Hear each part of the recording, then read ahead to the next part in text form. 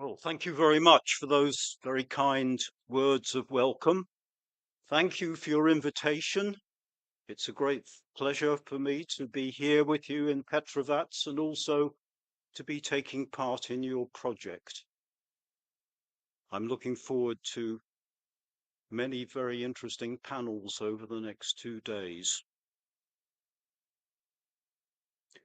So, new paths of salvation in modern Europe, a religion of sport, ? The literature on secularization in modern Europe is now vast. Sociologists and historians have debated the meaning and validity of this concept, and even those, the majority who accept its validity, disagree completely about its chronology and causes.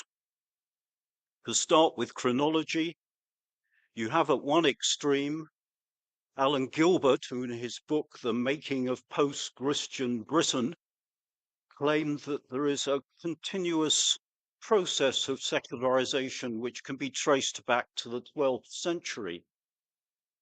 At the other extreme, Callum Brown, in his book, The Death of Christian Britain, argues that you cannot speak meaningfully of secularization before the 1960s. And of course, there are numerous alternative chronologies between these extremes. As regards causes, of course, most historians to some degree mix different kinds of causal factors, but most have a lead story, a key factor which they want to home in on. So one can speak, for instance, of religious approaches which see the main changes as happening within the religious world. They tend to particularly look at mistakes made by religious bodies in their response to social and political developments, which in their view have helped to precipitate secularization. One could speak of the intellectual approaches which focus on what the scientists or the philosophers or the biblical critic were saying, and see that as then being decisive for the wider impact within society. You can speak of political approaches which tend to highlight relations between church and state, anti-clerical movements, and so on. And of course, there are also sociological approaches which are naturally privileged by sociologists, but by some historians too, focusing either in important social, economic changes, the impact of industrialization and so on, or on such processes as functional differentiation. But there's some complicating factors. After all, most major historical questions are subject of intense debate. There's seldom a consensus, but there are, if you like, aggravating factors in the case of approaches to secularization. One of these is the emotional relationship which many historians of secularization have with their subject. To just take two contrasting examples, the American historian Brad Gregory, in his book, The Unintended Revolution, which argues that the Protestant Reformation was a key factor in secularizing processes in modern Europe, sees this as a disaster. On the other hand, Callum Brown, whom I already mentioned, thinks that secularization is one of the best things that ever happened. So there's this emotional relationship. And many historians and sociologists who write about secularization have some kind of polemical agenda. Just to take one example, Catholic historians writing about the problems which the Catholic Church experienced in the later 20th century tend to fall into two typical camps. Conservative Catholics are inclined to blame Vatican II and say that reform of the church went too far. Progressive Catholics tend to blame failure to fully implement the decisions of Vatican II. And I think one could say that polemical agendas are often visible in many other works on this subject. Anyway, in the rest of the paper, I want to move away from these debates in order to focus on forms of secularization which may have happened without anybody really intending it. Secularity without secularism.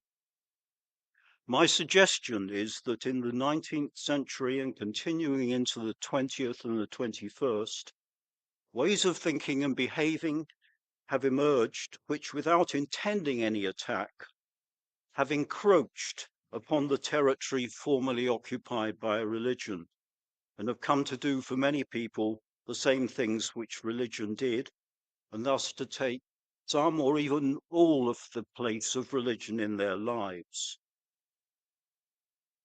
By a path to salvation, I mean a model of the good life, offering dignity, purpose, and fulfillment to the individual and a way forward for humanity. And while many people continue to find this in Christianity, Judaism, Islam, or more recently in Buddhism or Hinduism, a growing number of others have consciously or unconsciously gone down new paths. The most obvious example would be the many political movements which since 1789, the so-called Great French Revolution, have begun with a partly religious inspiration, but which over the course of time have come to focus entirely on their political objectives and to marginalize the original religious inspiration. That would be perhaps the most important example of what I'm talking about, but also some historians have shown how since the Romantic era, the arts and especially music have also operated in a similar way. They've looked at the cult surrounding Beethoven, Wagner, in more recent years, Elvis Presley, and seen this as something akin to a new religious movement. However, I want to look at a third example, the example of sport, which has had little attention from historians of religion, but which has grown to enjoy an ever greater role in 20th and 21st century societies. It has a broader appeal than politics or music and is often celebrated or denigrated as the religion of the modern world. This has become common for newspapers and television commentators to speak of sport as a new religion, and indeed they often use a religious language. They like speaking of belief, of salvation, of redemption, of saviors, and even of crucifixions. But not only journalists, there are also many ordinary people who speak of sport as their religion. I want to show in this paper how this situation has come about, going back to the early years of the 19th century, and also to look at the strengths and the limitations of sport as a religion, and to consider the extent to which it has or has not replaced older forms of faith. So I'm going to begin about 1800. At this time, there was a clear divide between the sports of the elite and the sports of the mass of the people. For many of the aristocracy and members of royal families with huge amounts of leisure on their hands, hunting was the biggest thing in their lives. For the mass of the people, holiday times came much less frequently, often coinciding with religious festivals. But these were very often an occasion for sporting encounters, for football matches, for wrestling, for various sports involving animals. At this time, participants and spectators of this sport gained relaxation, enjoyment, perhaps prestige if they performed well, maybe a little bit of profit if they bet successfully on these sporting encounters. But nobody suggested that participating or watching sport made you a better person. The crucial new development in the 19th century was the claim that the practice of sport is not only fun, it is virtuous. This was the first step towards the claim that sport could be a new religion. Initially, the people influenced by these ideas were mainly men of the business and professional classes. But as standards of living increased and hours of work reduced from the later 19th century, men of other social classes and increasingly women too joined in. To show how the idea of religion, a religion of sport, developed from around 1800, I will look at 4 answers to the question, why does sport make you a better person? The first answer is sport makes you a better person because it equips you to defend your fatherland. This was the answer given by the founders of the German gymnastic movement, which started in Berlin around 1810. The context was the occupation by Napoleon's armies of most of Germany and the Prussian War of Liberation, which aimed to eject the French from German soil and which also was seen as part of a wider process of national awakening. The link between gymnastics and nationalism continued after the defeat of the French and then spread to other countries, often combined with rifle shooting and sometimes with other sports. Patriotic sport in Germany began with Protestants, but the movement had a strong secularist wing. In Ireland, patriotic sport was Catholic. The movement of muscular Judaism in Germany and Austria was founded by Zionists, who wanted to get Jews also involved with a mixture of national reassertion and sporting endeavor. In France, there were 2 sporting movements, one Catholic and the other Republican and often anti-clerical.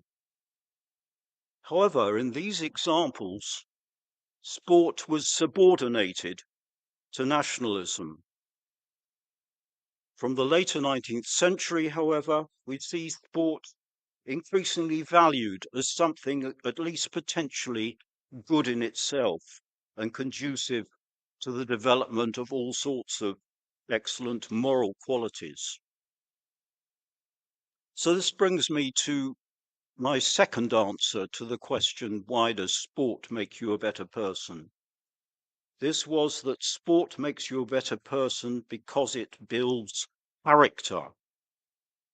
This idea of character had its roots in the progressive educational ideas in Britain and the United States around the middle of the 19th century, and it was rooted in liberal Protestant theology, which stressed what they called practical Christianity.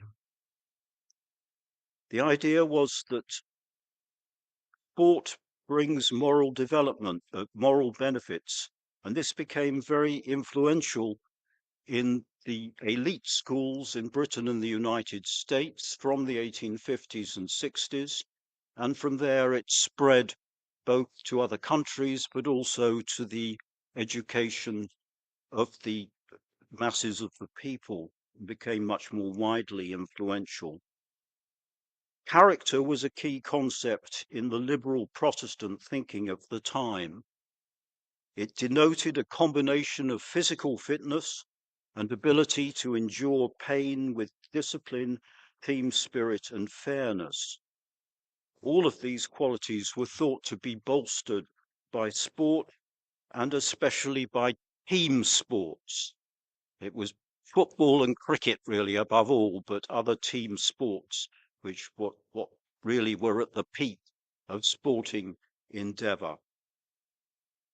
Contemporaries called this muscular Christianity.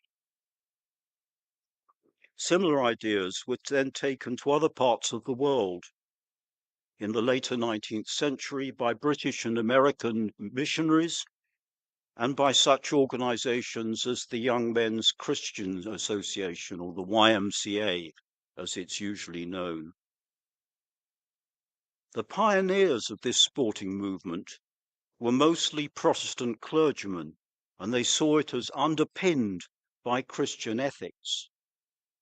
But over time, these religious underpinnings often slipped into the background, and very soon some of these pioneers were complaining that sport itself was becoming a new religion. In more recent years, this trend has gone much further. A poll in Britain in 2019 found that in spite of the many scandals in the world of sport, the great majority of people agreed with the statement that sport is a force for good. And in 2002, a document on sporting policy produced by Tony Blair's government in Britain had made all sorts of ambitious claims about the benefits of sport for both individuals and for society. And more significant than the rhetoric of governments is the change in the practice of parents. To take again the example of Britain, the religious socialization which most children received up to the 1970s in church Sunday schools has been largely replaced by a sporting socialization.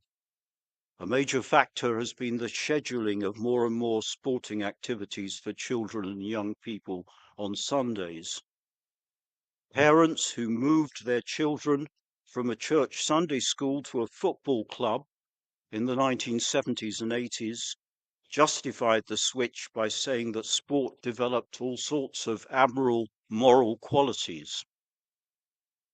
Secularism had no part in the trend, but one can see here an implicit secularity according to which the function formerly assigned to church or synagogue of helping children grow up into morally aware and public-spirited adults has been taken over by sport. This brings us to the third answer to the question, why does sport make you a better person? This was that because sport contributes to peace and international understanding. This was the claim made by the Baron Pierre de Coubertin, the French founder of the modern Olympics. He was instrumental in the holding of the Athens Olympics in 1896, and since then the Olympics have been held every 4 years when not prevented by war or pandemic. Coubertin, in fact, was influenced very much by the British and American educational ideas that I was just mentioning, and he travelled to Britain and the United States in order to learn about them at first hand. However, he took these ideas much further than the British and American pioneers had done. Coubertin claimed that Olympism, as he called it, was a religion, and the many rituals surrounding the games were intended to emphasize this religious dimension. So maybe Coubertin was the first person actually to say explicitly that sport was a new religion. Others perhaps had behaved as if this were true, but they perhaps not said it. Indeed, he thought that Olympism was the first truly international religion, and that it had the capacity to unite humanity. There are obvious affinities here with other movements around the year 1900 intended to promote international understanding. I suppose the most obvious parallel was the language of Esperanto, which was invented at just about the same time. There's also affinities with the various so-called religions of humanity, which were being devised around that time, beginning with Auguste Comte's positivism. The current version of the Olympic Charter no longer defines Olympism as a religion. It calls it now a philosophy of life, committed to promoting a peaceful society concerned with the preservation of human dignity. Now, this might be dismissed as a rhetoric of self-justification by the Olympic movement.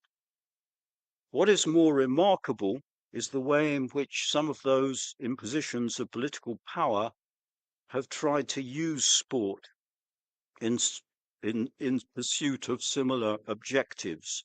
And this is a theme which I'll return to later in my paper. But meanwhile, I'll go on to my fourth answer to the question, why does sport make you a better person? We're looking now at the religion of running, which had its origins in the United States in the later 1960s, but then spread to many other countries. The fourth answer to the question is, running makes you a better person, not only because it keeps you fit, but because it enables you to find your own path, unfettered by institutions and dogmas. There is obvious affinities here with other movements around that time, the New Age and alternative spiritualities, which flourished in the 1960s and 70s. Some runners simply enjoyed the free movement and the sense of being at ease with their own body. Some experienced feelings of oneness with nature and the universe. Some prayed or meditated as they ran.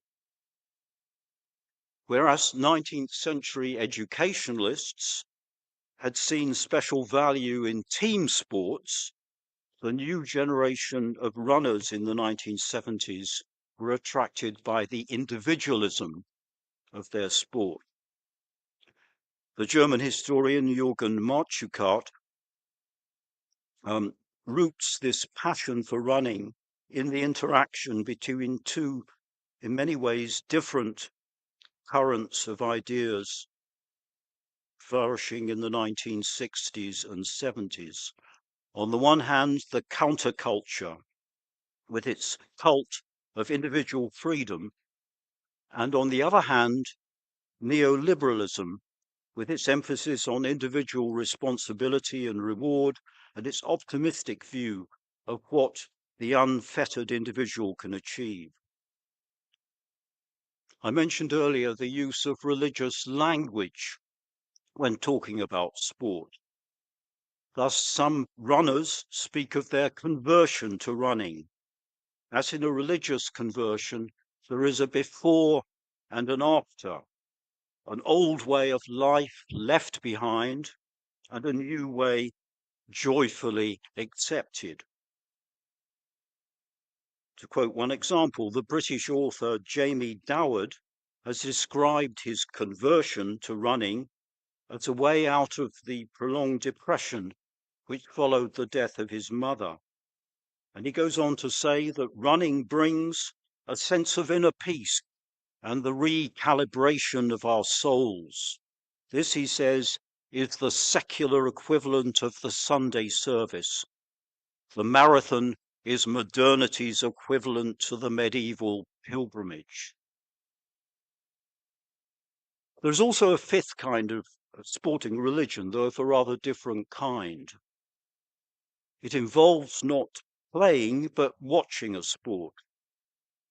When someone says that sport is their religion, it most often means that they are a devoted fan of a football club. Fandom has its roots in the 1890s, when shorter hours of work enabled many working class men and boys in Britain to spend their Saturday afternoon watching their local football team. Since then, it has grown to become a worldwide phenomenon, involving men of all social classes, and women too, though not as many women as men.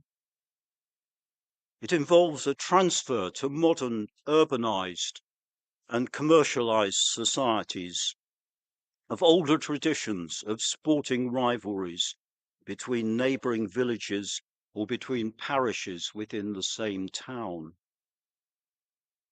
In earlier times, these were played out on occasional holidays, but now they could be played out every Saturday afternoon. While it most commonly concerns football, it can include, for example, enthusiasts for baseball in the United States, for ice hockey in Canada, for cricket in India, and so on. While few would claim that watching football makes them a better person, it does offer a salvation of a kind. Support for a club offers a very strong identity, for many people their strongest identity, and it offers a collective salvation based on unwavering devotion to the club and kinship with thousands of fellow believers. Sometimes sporting identities can be intertwined with religious identities, as with the Polish football fans who make pilgrimages together to Marian shrines, with the Jewish supporters of London's Tottenham Hotspur, or with the Jewish players and supporters of Hakoah, the famous Jewish football team in 1920s Vienna. One could also mention the rivalry between Glasgow's two leading teams, the Protestant Rangers and the Catholic Celtic. More often, the club has no religious or political significance, but fans either choose the local team or they choose a team because of its international fame and outstanding players. The most vivid reflection of devotion to the club and the sacredness, the word that's often used, of their territory, is the frequency with which fans ask that after their death, their ashes should be scattered over the ground of their favourite football club, or as close to the ground as is permitted.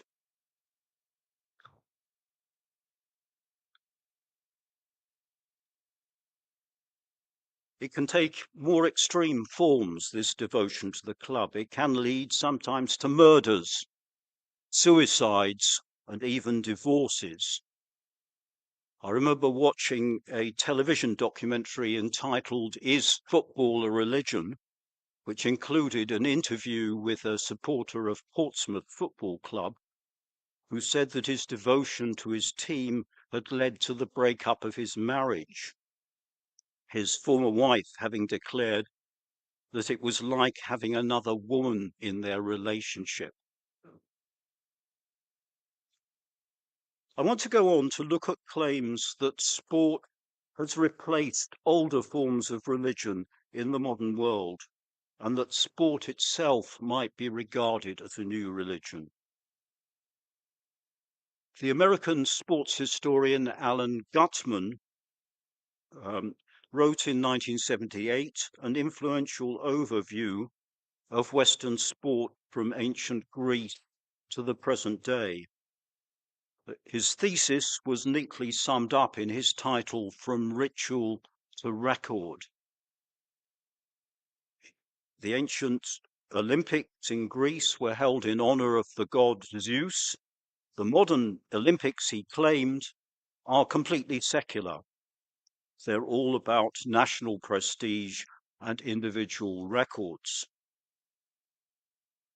However, although I have suggested that sport has in some ways contributed to secularization, the relationship between sport and religion in the modern world is more complex and many-sided than Gutman's scheme allows.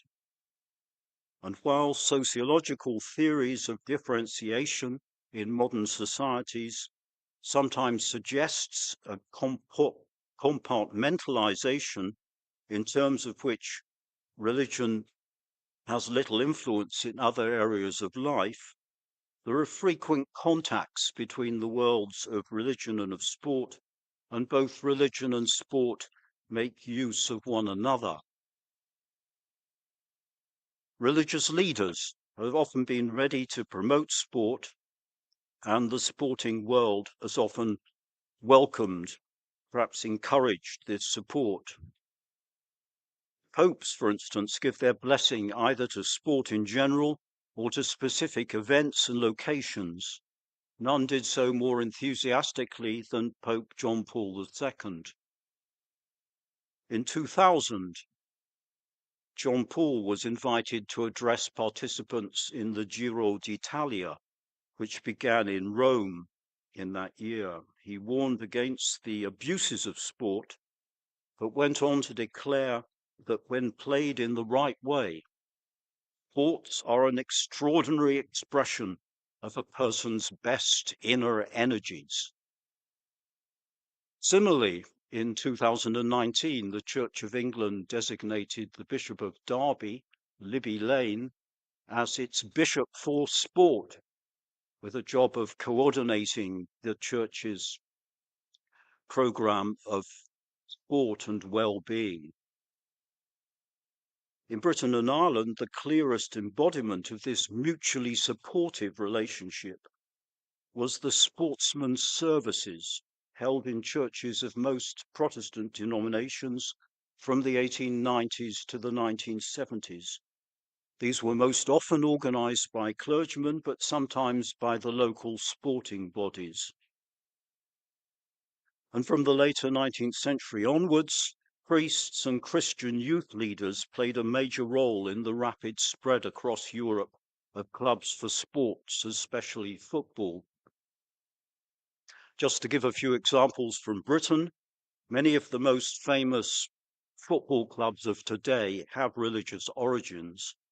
For example, as well as Glasgow Celtic, founded by Catholics, Aston Villa and Everton were founded by Methodists, and Southampton, Wolverhampton Wanderers and Manchester City by the Church of England. Priests and youth leaders did this partly as a way of attracting young people to the church, but also because they saw sport as one of God's good gifts to humanity. That was also the idea inspiring William Manning, the Episcopal Bishop of New York, who in 1926 installed in his cathedral colourful stained glass windows depicting aspects of human achievement. These included motherhood, medicine, and music, but also sport. So there were windows depicting baseball, rowing, and other sports. Meanwhile, athletes and sports administrators have often made use of religion. Many sporting stars, especially in the USA, have drawn strength in their difficult profession from their religion. In the 1970s, the American evangelist Billy Graham even claimed that there were more born-again Christians in sport than in any other profession. Most famous example perhaps might be the Italian cyclist Gino Bartali. One Italian historian has spoken of Bartali's near canonization by the Catholic Church. His role was perhaps particularly prominent because in the 1930s, he was the Catholic champion vis-a-vis the fascist sporting heroes touted by Mussolini. And in the 1940s and 50s, he was the Catholic champion vis-a-vis the communist football star, cycling stars of that era. 3 British Olympic gold medalists illustrate the different ways in which religion has connected with their sport. The triple jumper, Jonathan Edwards, saw his fame as an athlete as a platform from which to proclaim his evangelical Protestant faith. He described himself as a witness to God in running shoes. The long-distance runner, Mo Farah, is a Muslim, and he says that his reading of the Quran gives him the discipline which elite sport requires, and it enables him to calm his nerves before important races. And as a third contrasting example, the swimmer Adam Peaty converted to Christianity during the periods of depression and self-doubt common to many top-level athletes. It's interesting to note that the rugby star Johnny Wilkinson, during a similar phase in his career, converted to Buddhism. And the American swimmer Simone Mantell illustrates another example of the role of their religion in the lives of elite athletes. Being a sporting star can be psychologically challenging, especially if, like Mantell, you're a black athlete in what's traditionally regarded as a white sport. And on winning a gold medal at the Rio Olympics, she spoke not only about what she owed to Jesus, but also about the support which she'd received from her Baptist church back in Texas. Not only athletes, but sports managers and administrators draw on the resources of religion. Recognizing the mental as well as physical toll of elite sport, most major football clubs in England have a chaplain. And since 1988, the organisers of the Summer Olympics have always provided a team of chaplains. At Paris in 2024, there were 120, representing 5 religions. So, religion and sport are often working together, but in other ways they can be rivals. Most obviously, there is competition for the use of time, especially at the higher levels. But also for the committed fan, sport is very time-consuming. The religion of sport also has both a social, political, and a role for individuals in the contemporary world. Beginning with the social, political role, the ever-increasing diversity of modern societies is a crucial factor in the special standing that sport has come to achieve. Certainly in most European countries, but in many other parts of the world, most countries include both a diversity of religious denominations, a many people who have no religion, and also religions brought from other parts of the world by migrants, so that the multi-faith society has become normal in many parts of the world. In times of war, politicians, however irreligious they may be at other times, tend to turn to more traditional kinds of religion because of their unique power to proclaim the sacredness of the national cause and to inspire self-sacrifice. At other times, however, they may prefer to turn to sport. It's seen as one of the few things that transcend differences of religion, politics, ethnicity, or social class. When a president or prime minister attends church, they may attract praise from those who share his or her religious convictions, but also criticism from those who do not. When they attend a football match, it is completely uncontroversial, even if, like Angela Merkel or Boris Johnson, they had no previous interest in the sport. Nelson Mandela, on the other hand, was seriously interested in sport, and he saw it as having a unique power to unite a deeply divided country. He tried to use support for South Africa's football, rugby, and cricket teams as a means of uniting his country across the boundaries of race and ethnicity. In a ringing statement of faith, he declared, "Sport has the power to change the world. It has the power to inspire. It has the power to unite people in a way that little else does.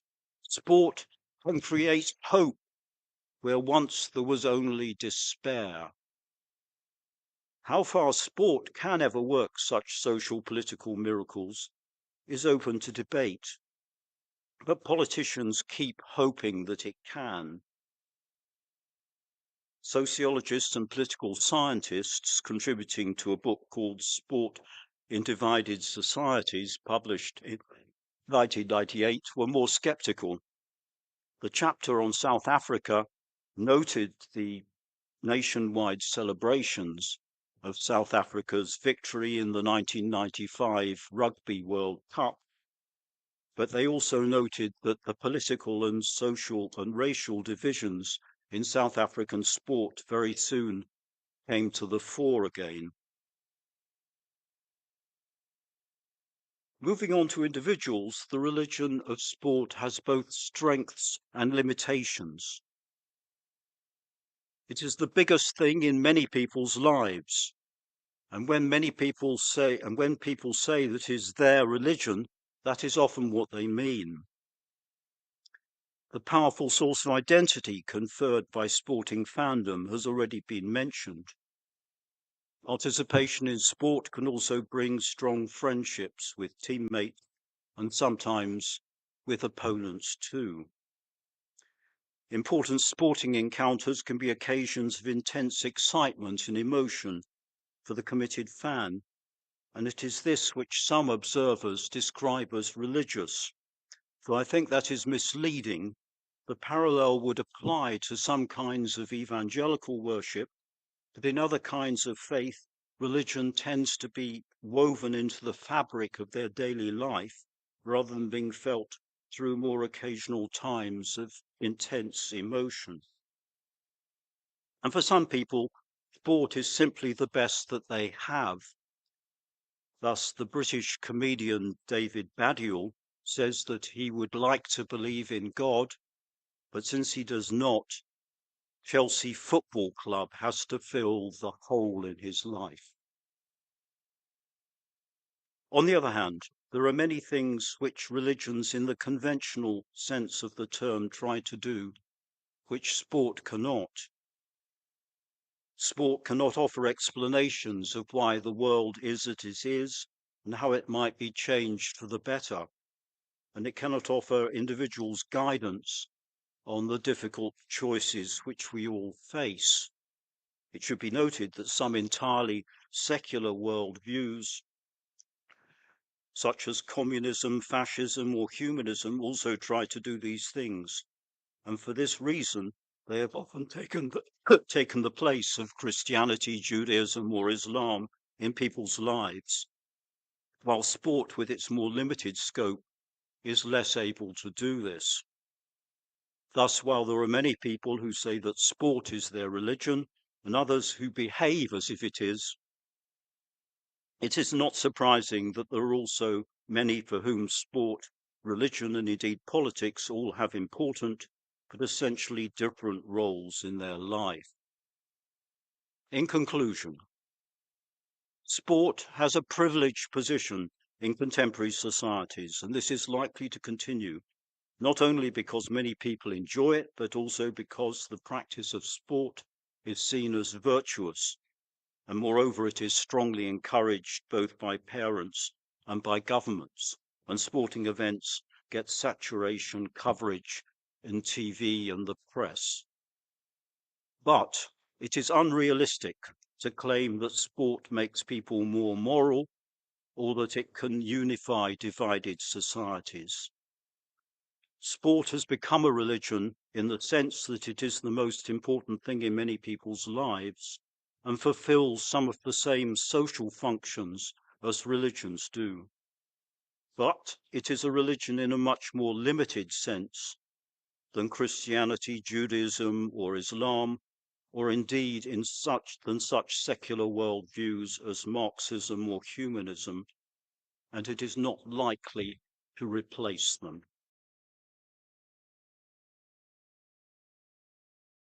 Now we're moving to the Q&A session, and I would like to, if I may, kick off this part of the panel by asking you a sort of clarification. Yes.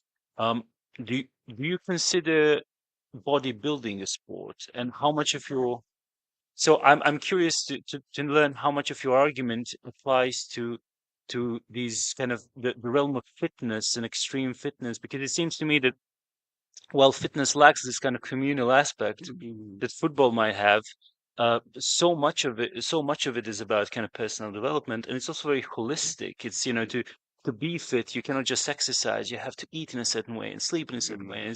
You just kind of devote your whole life to it.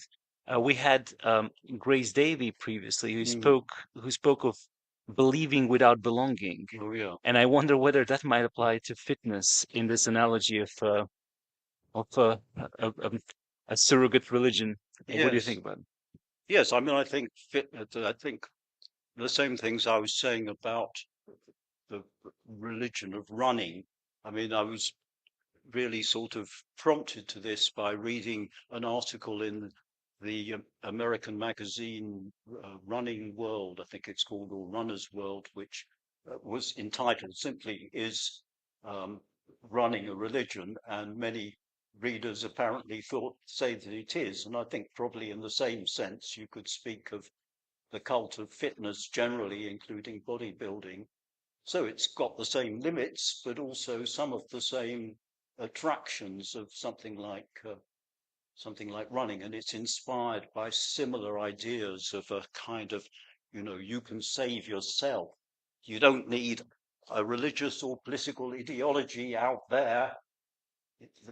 You've got the resources within you, and it's your fault if you fail to exploit them to the full.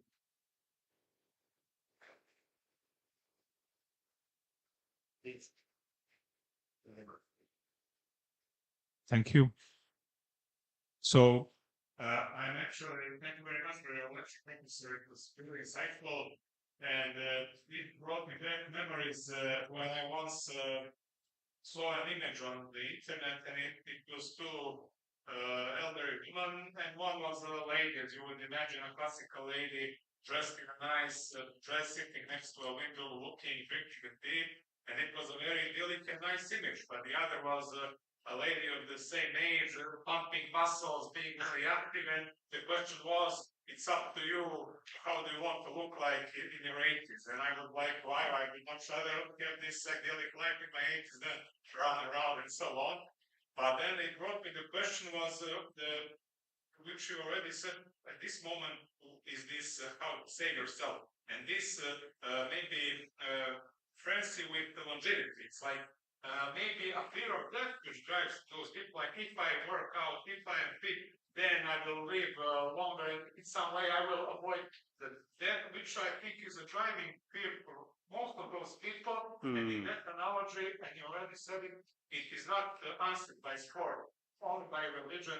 And I think it is a really driving factor. So maybe your insight on this stream. Yes, I think that's part of it. It's, if you like, people probably everybody wants a sense of purpose in their life, and all right, many people get it through a religion in the conventional source or through their political commitments. Others who, for whatever reasons, are not attracted by those may find it in prolonging their life for as long as possible, and the sense of pride, feeling that you are a good person because how much more virtuous you are than the people who spend all their life drinking beer or eating chocolate, and who die at 60, whereas I can live to 100. And I think it does give people a sense that they're not just living, they're doing something. And I think that's a pretty important human need.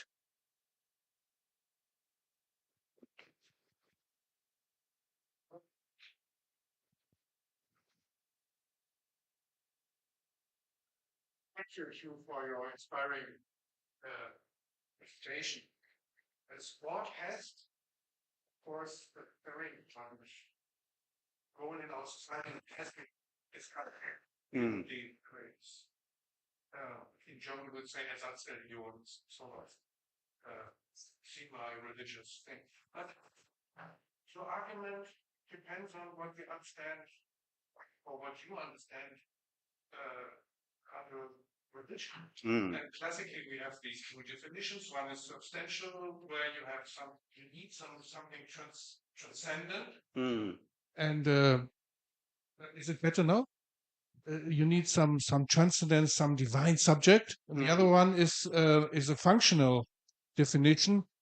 Religion produces identity. It gives you some sense of life. It has a spiritual dimension, and all these things you can find. Yes, some of these functional elements you can find in sports, but also in metal music, in political ideologies like socialism, national socialism, and so on.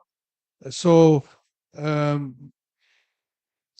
wouldn't take these religious semantics too serious. If they say, Toni, du bist ein Fußballgott, the goalkeeper in Germany in 1954, in the Wunder, in the Miracle of Bern, and so on. It's just metaphors. It's just semantics.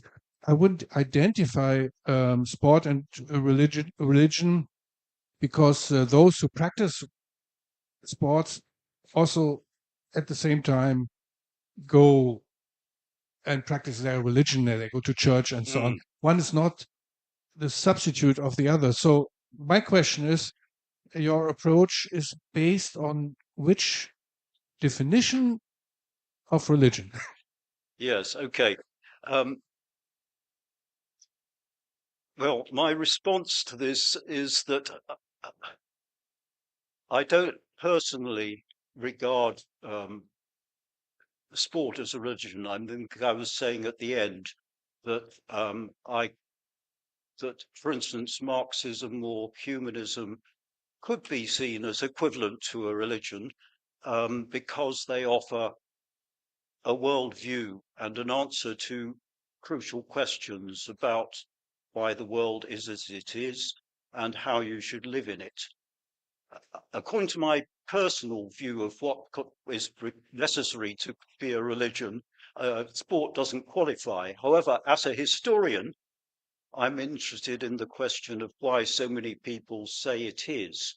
And I suppose we're getting into perhaps these functional definitions, that it does perform for many people the same functions as Christianity or Marxism might do for other people. And as you say, it's quite possible to be a devout, like the examples I gave, a devout Christian, Muslim, Jew, and also be a fanatical sports person. But it probably doesn't have quite such a central role in your life as if you, like the comedian I mentioned, who believed in football because he doesn't believe in God. It doesn't have quite the same role, but the two can coexist quite happily for many people. But for some of the reasons I suggested, I would say that there is a large category of people for whom it operates as something akin to a religion, even if it wouldn't fit my own definitions.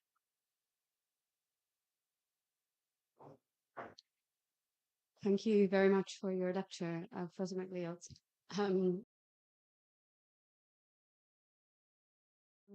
I think my question is about sort of the inner masculinity of some of the things that you're talking about, not just as masculinity, but religion and sports, both as expressions of, yes, making yourself better, but also making yourself better than somebody else.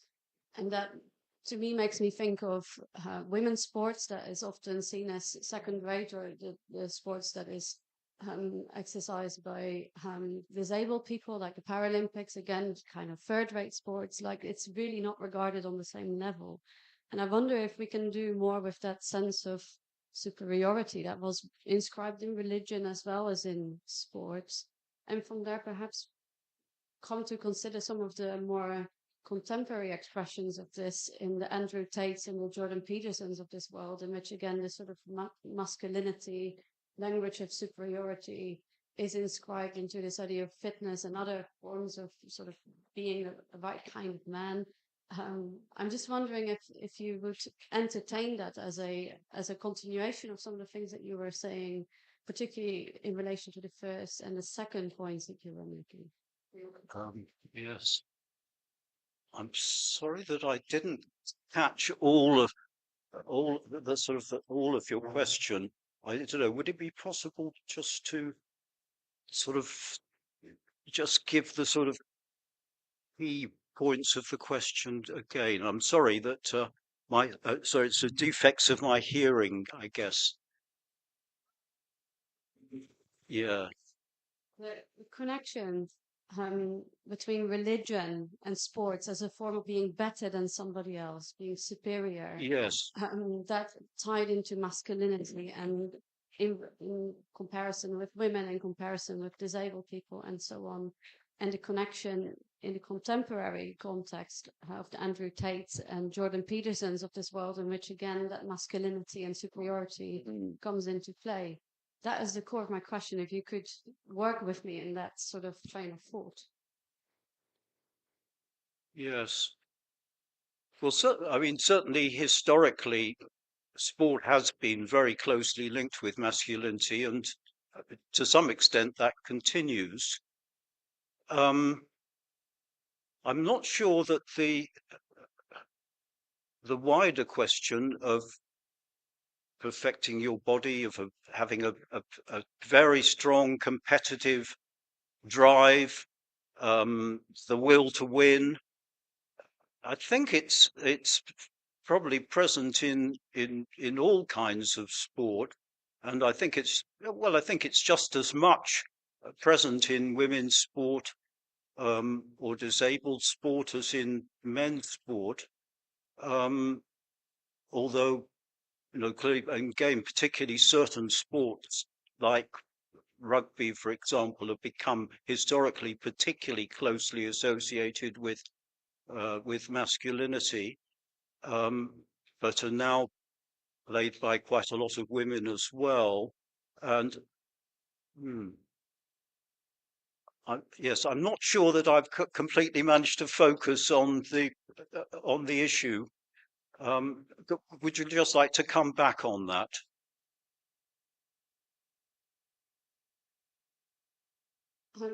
If I could come back to the masculinity issue as a form of superiority in and of itself. Like Yes. think in a history of sort of who is man, who is humankind, like the Yes. recognition of women even as sort of fully human, the recognition of disabled people or people of color as fully human, that all took a long time.